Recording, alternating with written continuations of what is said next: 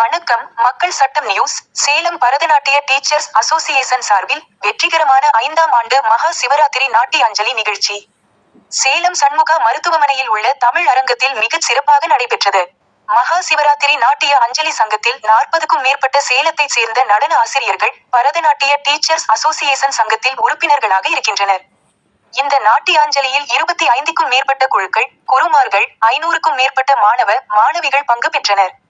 இந்நிகழ்ச்சிக்கு சிறப்பு விருந்தினராக சண்முகா மருத்துவமனை தாளாளர் doctor Panneerselvam, Shanmuga hospital groups Jaya Panneerselvam, முன்னாள் mayor Rekha Priyadharshini, AVR Swarna Mahal Suganthi Sudharsanam, Umarani Selvaraj, Selva Maligai Selvakumar, teachers association தலைவர் Latha Manickam, nature tree club trust line Vijayan ஆகியோர் கலந்து கொண்டு நடன ஆசிரியர்களுக்கு நினைவு பரிசு வழங்கினார்கள்.